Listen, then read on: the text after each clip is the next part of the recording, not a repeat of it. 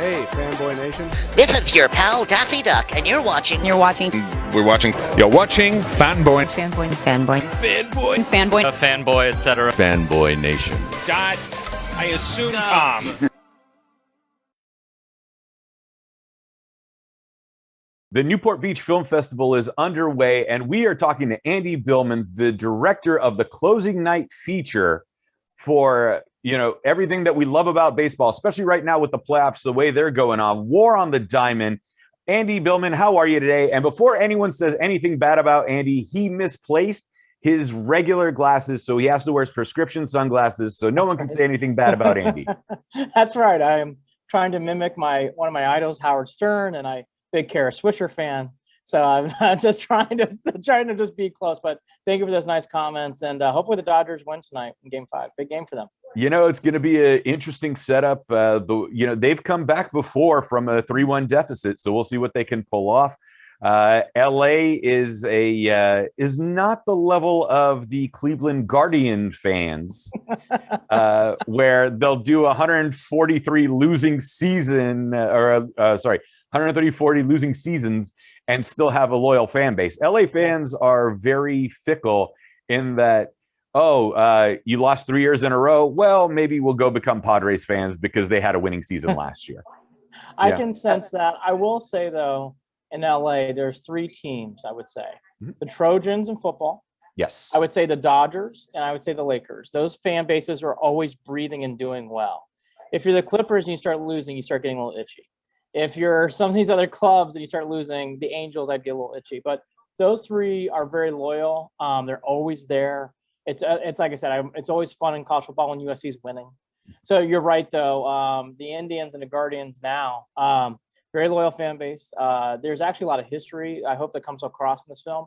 Cleveland is known to be a football town, and it should be. Pro Football Hall of Fame is in Canton. Pro football was started in Canton, and so everything originated in that region of the country, and football's very big. But baseball plays a very big role in the city. There's a lot of people that are very loyal to it. And as hopefully the film portrays, the rivalry with the Yankees kind of speaks to the competition level too. The Indians in those years, 100+ years, usually had to go up against the Yankees, which is pretty typical because the Yankees have always been good. But they always did pretty well. I mean, they won in 20, they won in 48, they won in 54, 07, 97, and we kind of portray that throughout the film. I want to ask you something, being an Indians fan, a Guardians fan now.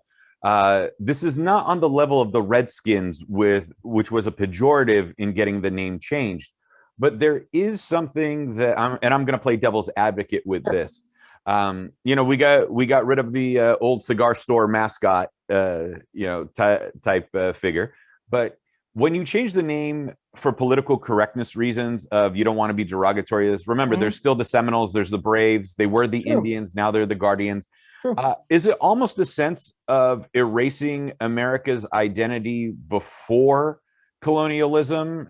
Because sometimes sports tries to pay homage to those, or is it like, are we dealing with true racism here? I mean, I know some of the logos were truly racist, but like there was a high school out here that had, they were called the Arabians, and they had an Arabic caricature mascot. And I just looked at it and thought it was funny because my family's from the Middle East and I wasn't offended by it, but I could see how somebody else would have been offended by it. Where does the line of offense versus homage cross in this regard? Because again, we're talking about the Indians, not the Redskins. Right. Okay. Loaded questions. So here's what I'll come across far. There's many different layers to that question. I think it's actually good to progress and change. The biggest thing to me, being a Cleveland Guardians fan, is that the team is in Cleveland. That's the biggest thing. You really want that to be what comes across the most important. Everything else that kind of happens. You don't want team name change. Really hit home to me is my dad got very upset about it, and my dad's a lifelong fan of Cleveland baseball, and it really hit him hard, and that struck me. So here's where I'll layer this answer. There's a team like the Seminoles. They work with that local Native American group, and that is an honor to them. They honor that. They accept it. They wanted it. So the Seminoles to me is very unique, and that has worked out very well, and they've done a nice job of working with that community.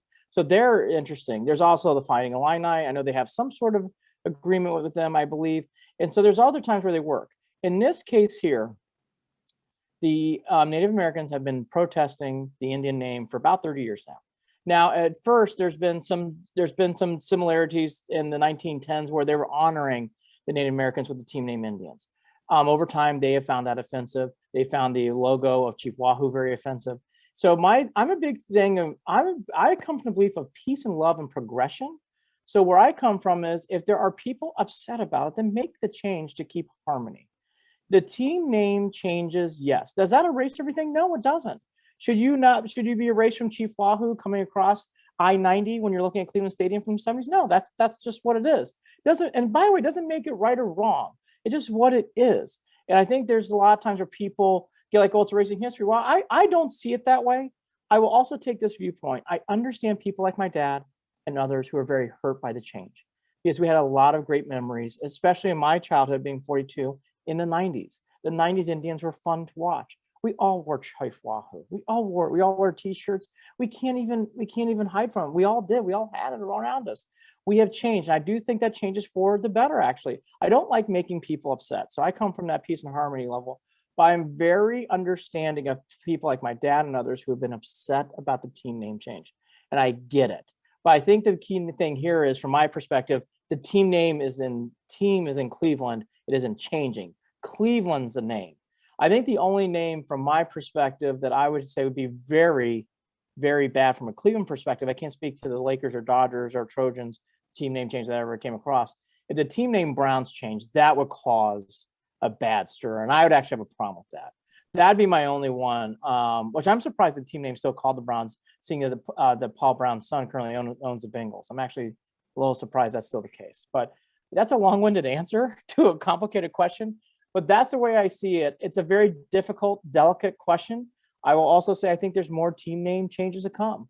And I'm interested to hear what people think if the Braves happen to win, people to see the tomahawk chop, what kind of reaction that's going to get from people. The Chiefs have had a lot of battles lately, too, in Kansas City. The Blackhawks have had a lot of challenges. So, it's different things for different folks, different strokes. Back to the Cleveland Guardians now. There's been a lot of protesting for 30 years. So this is not a new thing. And again, I do come from that mindset. If you're upsetting people, you should just, a nickname is not going to change people's feelings. I'm sorry. It's going to help in creating camaraderie. It's not going to offend people. You don't want to offend anybody. You don't want to hurt anybody's feelings. So let's get this corrected. Let's be correct and move on. That's my thought. I know people probably disagree, and that's okay, but that's just my thought. Well, since you're an Ohio guy, I wanted to know your opinion on that. I didn't know there was a 30-year controversy with a 30-year controversy in the name change. There's been people protesting for a long time. I mean, it got really heated at the end of the 90s, and you would see people come out there and it'd be covered by local news. And again, it's a very sensitive topic. I understand why. It does not bother me. It bothers others, and that's where I come across. I understand for people who have a hard time with it. I do, but it is the right thing to do. And the Cleveland Guardians will be just as good, and new memories and keeping the same history will be just fine. Before we get into the documentary itself, and we got a little background of your love for the now Guardians, former Indians. Mm-hmm. I am going to pick on the Guardians for one bit only. All right, the logo, the baseball with the halo wings on it. You guys need to fix that in another year or two. I think it's going to be fixed now. Yeah. I look, coming from someone who works in the creative business and content, that looked like, I like Paul Dolan. I know that's a blasphemy in Cleveland. I think he's a nice man, actually. Very good guy. That was not their best logo day. They knew, and I think Paul would probably agree off the record. So they will change. There'll be time. I think Guardian will work over time. And by the way, I don't know how you feel. If the Guardians win, everybody will be wearing Guardians. It's just how it works. Oh, so you do live in Southern California. Again, when you have a winner, it's amazing how people start putting on garb. Everybody said, change the name Browns. Oh, the color scheme is bad.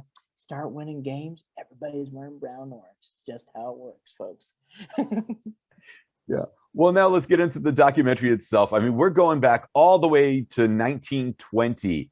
And, we start off with Carl Mays of the Yankees beaning, which is a nice way of saying smacking him with the baseball as hard as he can, of Ray Chapman. you know, and killed the game essentially.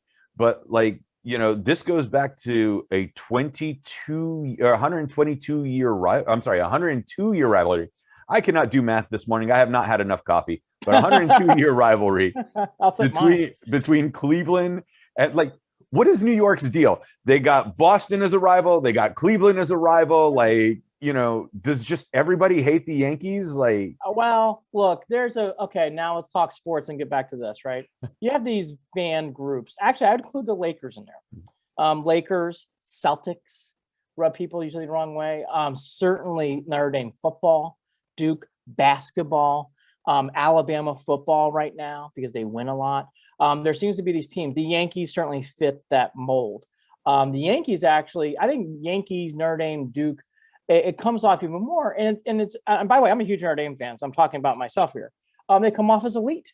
They come off as feeling elite. And that always, you know, tweaks people a little bit. What's interesting from the perspective of a Clevelander, there's a lot of history between the two cities. Rockefeller is more known for New York, but he's actually born and does a lot of things in Cleveland. A lot of the structures in Cleveland were mimicking after Manhattan. And there was a lot of people from both cities that come back and forth. Cleveland has a lot of connections to New York. So the big thing is with this one is in 1920, the Yankees at that time, the Indians had never won a pennant. And they were both chasing after the same thing at the same time. And what occurred at that day, Ray Chapman, star player of the team, Tris speaker as well, but Chapman's the most popular player, the better player speaker. But Chapman was up to plate. He got struck on the head by Carl Mays, who was not well liked in the league, who was an outcast, which, by the way, wasn't uncommon that time for people who don't know. Ty Cobb played in that era too, and he was not well liked. So, you know, there was a lot of, Mays wasn't uncommon, but he was definitely a guy who beat people in the head. He hit more players in baseball that year than the Indians did as a team combined. And that's just how many times Carl Mays hit people. So what happened that day was tragic. It was awful. Sadly, Chapman got struck on the head on August 16th. He died later that night. It really caused which would cause anywhere, a big story. But in 1920, doing research, it was a big news story, obviously in Cleveland, New York, Boston, Chicago, any big city, but it was all over the country. It was the front news story in Iowa, front news page story in Oklahoma City. Like, it was a big story everywhere.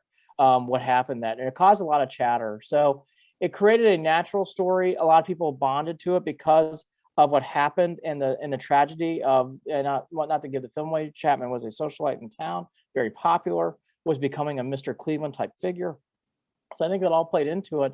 And what subsequently happened, which makes it remarkable, the Indians actually won the World Series and actually beat out the Yankees that year to win it. Babe Ruth on the Yankees that year. So it plays into a lot of storylines. What's amazing from a Clevelander standpoint, you hear a lot about 48. You don't really talk much about 20. So that's kind of why I did the film too. 20 is kind of a forgotten thing, but it's a very big story for obvious reasons. And hopefully people enjoy it. And it kind of, to me, spurred a rivalry that's 100 years strong. And not to do the whole film here in a second, but there's many other events that happen after that. So to answer your question broadly, there's a lot of events that happen, a lot of events that triggered. Yankees and Red Sox is, again, it's Carolina, Duke. We all get that. All Lakers, Celtics, whatever you want to put in there. We all observe that, and they're right. It doesn't mean Yankees, Indians isn't a thing, or now Guardians isn't a thing either. You know, there is something interesting that I had no clue about, being a native Californian. George Steinbrenner, a native from Cleveland, gets snubbed from buying the now Guardians, the former Indians, and goes, screw you guys, I'm just going to buy the Yankees on top of it. Like, that's some petty stuff right there. Petty stuff, and that's where the rivalry is real today. Yeah. As long as there's a Lorain, Ohio family, which the Steinbrenner family is, Steinbrenner's big ship magnet out of Lake Erie.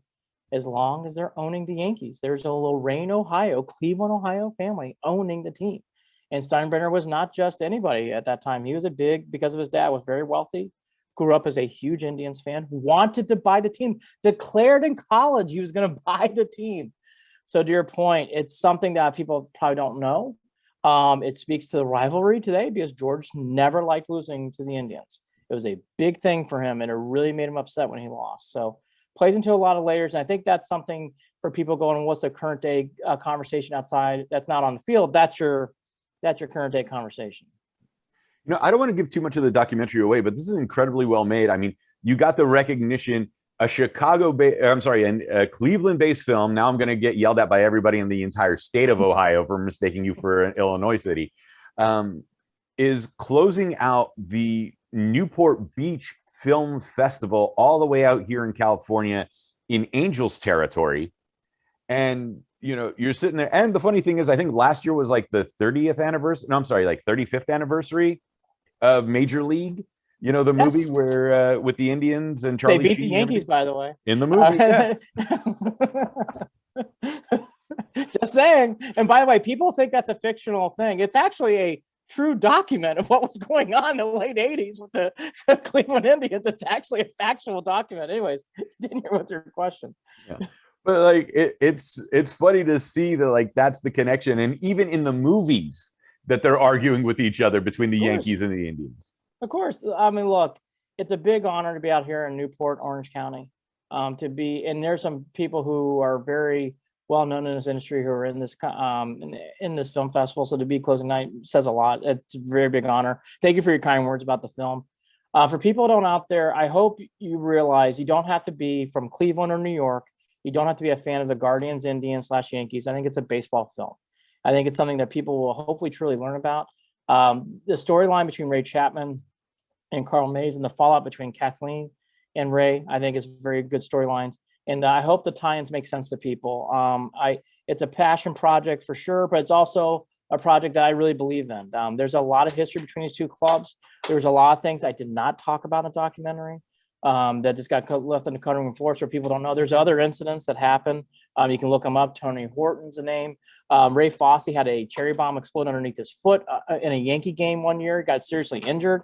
There was a year, and again, about 10 years earlier, where Pepitone was in the Bronx. He took on the entire Indians team. People actually came from the stands in the Bronx, started fighting Indians players on the field. There's a famous shot of Mickey Mantle pulling off fans and players.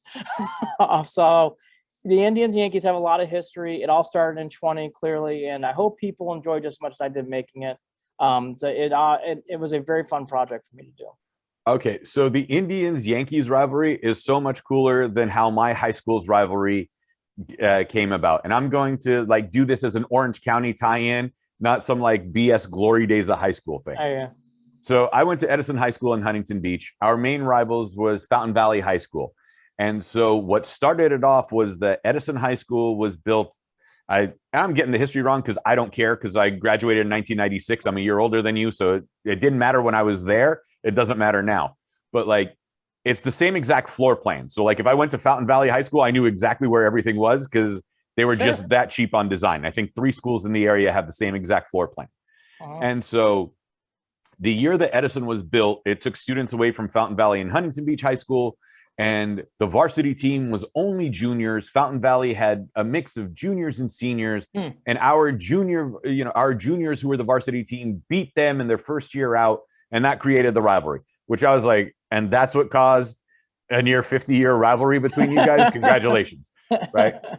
Yeah. Or more than 50 years at this point, since the school was open in 69.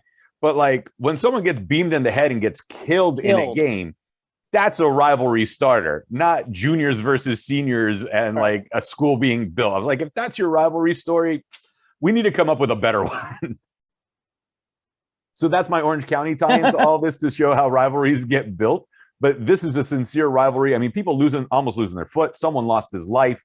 A shunned citizen goes to the rival team and buys it out. This is very like Greek tragedy in how it unfolds. Yes. And what's great from a sports perspective, which I think is important in a rivalry, Cleveland does very well in New York in big spots when the teams are both playing well. The Red Sox only won in 04. The Indians won in 20, 48, 54, 97, 07. So there's many times when the Indians competed just well with the Yankees. I think that makes a true rivalry. And I agree with you. A lot of history here. And there's a lot more ties that I didn't get to in the film. And again, I hope everybody enjoys it. And for people who aren't, I think it's a true baseball film and a sports film. If you enjoy rivalries that you just teed up, I think you'll enjoy this film. Here's something I do have to ask in this regard. Cleveland doesn't get recognition that it deserves in most regards. I mean, we mentioned in our preview, Rock and Roll Hall of Fame, Cleveland. Rock and Roll was first recognized. First rock and roll station was in Cleveland. Football Hall of Fame is in Cleveland. Correct. There's so much that goes on in that city that like doesn't get the recognition that it deserves, but so much was started in Ohio. Big. Why do you think that is? Well, it's a part of the Rust Belt. There's another film I did called Believe Land, and it kind of gets into that. The Rust Belt played a big part of where Cleveland gets. And by the way, it is considered a blue collar town, even though it's very white collar. Cleveland Clinic, it's a big insurance capital. American Greetings, Symphony is very high up there, highly regarded. Superman was created in Cleveland, Ohio.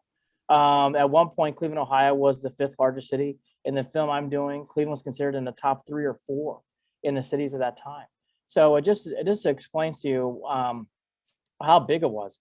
Cleveland just became a part of what happened a lot in that part, which is for another film to talk about the Rust Belt. Pittsburgh, Youngstown, Detroit, Toledo, Ohio. All these kind of, sadly, all these kind of places got really hurt by what happened in the Rust Belt industry. And so because of that, Cleveland got that tie. And, honestly, I love the city, obviously. I'm proudly wearing the hat, proudly wearing the Cleveland Brown sweatshirt today. The city earned it. They almost went bankrupt in '79.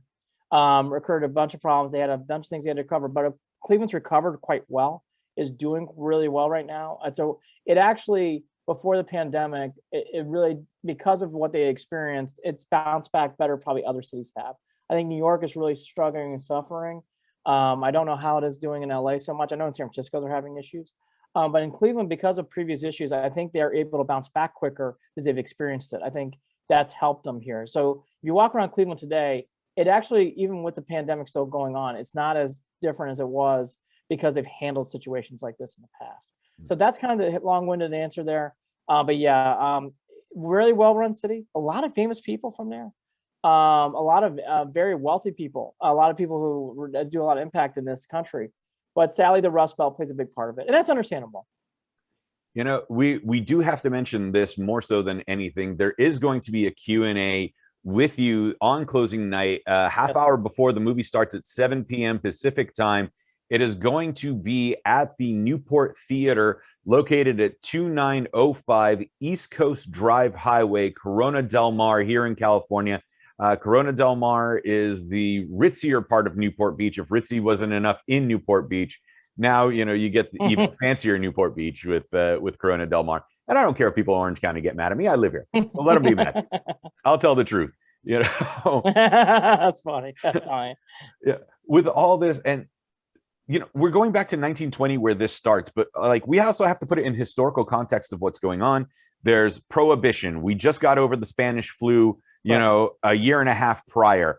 World War II just ended. I'm sorry, World War I just ended. I know my timeline, people. I'm not that dumb.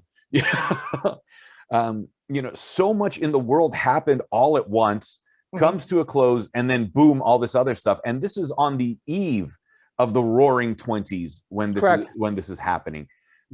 So there's so much going on historically, kind of like what's going on 100 years later today. I actually agree.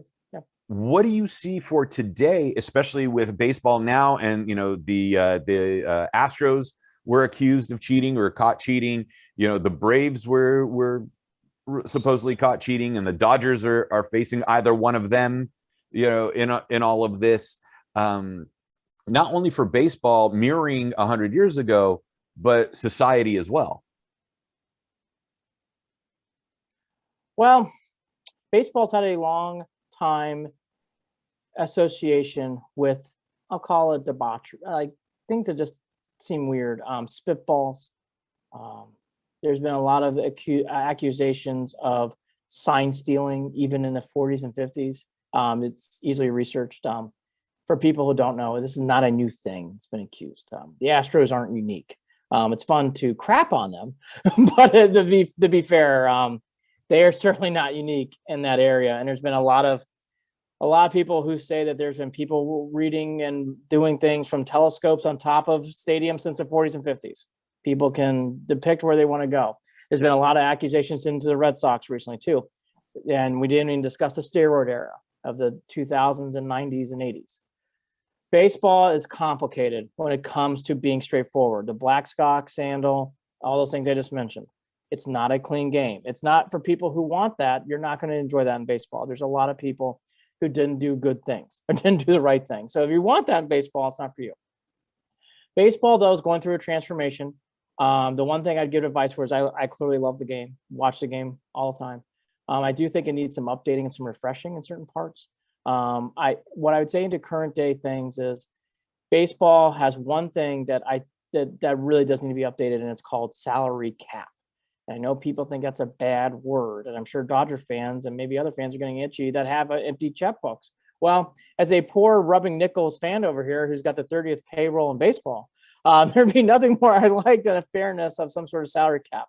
I think it's something that needs to be done. Revenue sharing needs to be figured out. It's really a disparaging mark on the game, in my opinion, because teams like the Devil Rays, I'll use them as an example, they're really a wonderful, well-played club. And they're not going to keep a lot of these players on their team right now. They're eventually going to go to other places. And as a Rays fan, if there are Rays fans, sorry, Rays fans, I got to send that dig in there. That's going to be tough because it's tough to start, you don't have these kind of, Derek Jeter kind of experiences. Even Longoria's playing for the Giants. There's going to be other examples of that. Lindor's playing for the Mets. That's what's going to happen here. So that to me is my biggest thing with baseball. They need to figure out how to make it more equal. It is not equal right now. It's the Dodgers, Yankees, we'll throw in the Mets, and then it feels like everybody else really at times. Even the Cubs, who spent a lot of money to win that World Series in 2016, are really hurting right now. So there's other clubs in there too. So I kind of give you a long-winded answer again. What a surprise, I'm chatterbox. But to kind of make it short and succinct, the big thing that baseball needs to do is figure out a salary cap, in my opinion. For current day things, baseball usually plays really well and tied with what's going on. You made a good point, the pandemic. I think the pandemic put a weird taste in everybody's mouth in 20. Everybody had a weird experience. Baseball didn't feel like it was played in 20, in my opinion. And by the way, the Dodgers won it all. And a lot of people probably didn't watch it, which is sad. I will say this year. I thought baseball has been exciting. The fans have been rabid. I know everybody here is probably enjoying the Dodger series for one win. I will say, in fairness, I thought the Braves fans, who usually don't show up at times, were really passionate in games 1 and 2 in Atlanta. And that's a good sign for the game. You want to see that. So, a long-winded answer, the Astros are the latest. The Red Sox have been accused of this. Steroid era, Barry Bonds. There's been a lot of things throughout the time. Roger Clemens, choose a person. Baseball always has a scandal. Always does. And baseball, compared to other sports, seem to embrace it. And I know they'd probably hate that, but I tend to believe they embrace it. NBA, put the fire out. NFL, distract. Baseball tends to, throughout history, embrace it. And they're just embracing the latest one with the Astros, though. By the way, there'll be a new one. There'll be a new one. There always is. So, buckle up. Well, Andy, I think you've earned the right of being a bit long-winded, not only because of all the research you've done, but the 2 Emmy Awards that you've also won. Kind of lets us know that you know what you're talking about when it comes to sports, since you've produced so much sports information and documentaries and series as well with ESPN. And then on top of that, you did your research with the books that you based your documentary on, War on the Diamond. So, you kind of know what you're talking about when it comes to this. Thank you. That's a very, very kind compliment. Just real quickly to people, The Pitch That Killed, 1954 is a wonderful book by Bill Madden. There's a wonderful book who wants to learn people about Steinbrenner called George, that's written by Peter Goldenbach. He's in the film. Scott Longer's written many books about Cleveland baseball. Read them. I'm glad you pointed out those gentlemen did a lot to influence what I did here in the film, and they're wonderful reads. 1954, the book George on Steinbrenner, and then again the Pitch That Killed. All wonderful things that really helped me develop this project. Well, the cool thing is I finally get to meet you face to face at the very latest closing night, but here in Newport Beach during the festival. I'm sure there's a million things that you want to see out here. You're here now, so you might as well go to Disneyland at some point just before everything gets started. It's funny enough. I'm busy, so I'm sitting in a hotel with my closet, my clothes on top of the bed, and I'm just kind of moving from project to project. I will just say this from East Coasters, had a lot of rain this year. It is nice seeing that bright yellow thing in the sky. It is beautiful. And boy, you guys are lucky with your weather. I love this 60-degree stuff. It's wonderful. Excuse me. I had to wear socks this morning, so don't talk to me about cold. All right. I'm sorry. I saw people wearing scarves. I was like, oh boy, it's gonna. Don't come to the Northeast in January. Woo! It's gonna be a little tough. Last year, my buddy sent his cousin a picture in New Jersey because, like how bad the weather was. Yep. And it was a palm leaf on the floor. And he's just like, yeah, winter in California is rough. Oh, it's tough. So It's tough. it's hard on us, man. It's hard on us. Here's my last statement I'll say on this. The LA fan base is very, very passionate. I am very observant of it. I mentioned 3 teams that really always catch our opinions if you're anywhere. The thing is that I like though about LA, the fans can be felt. In Miami, I don't feel that as times. Even when the U was winning in the 80s, I don't know if you could feel the fans. You could kind of feel the cockiness and swagger, but I don't know if you could feel the fans. Dodger Stadium, went to the game last night. You could feel the fans. You can feel the passion. I think it's very cool what they're doing. The trumpeters and in between innings, I think is very neat. I like that a lot. I like the vibe. And again, I think the LA fans sometimes don't get a proper appreciation. You guys are very good fans, very well observed. And again, like I would compare it to Miami.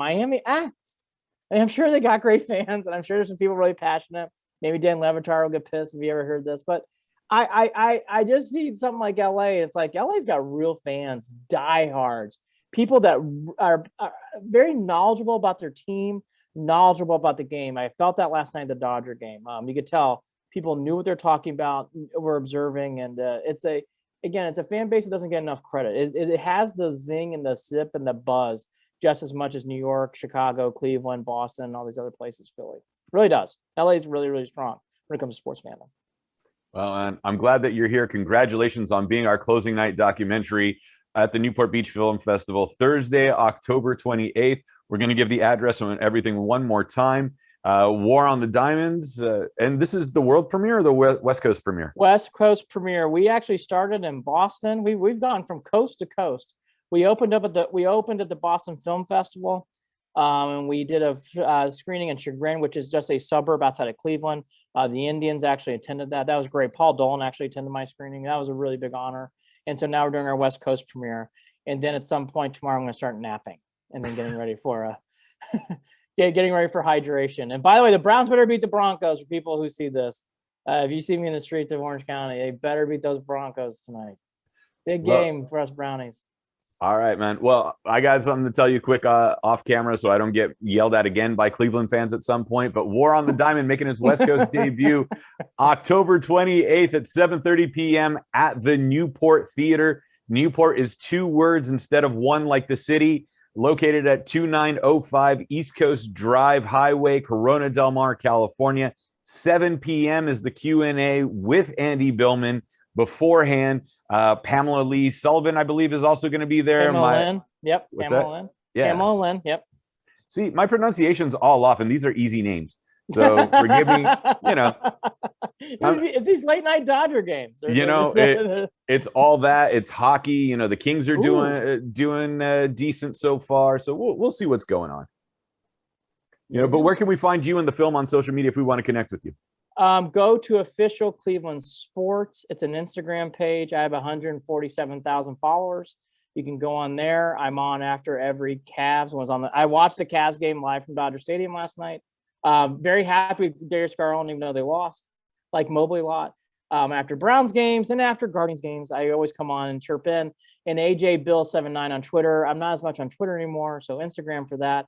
And then for all of your War on the Diamond information, go to waronthediamond.com. You'll find out where it's going to be distributed. It's an independent project and everything else, which we're actually in talks right now. It will be distributed shortly.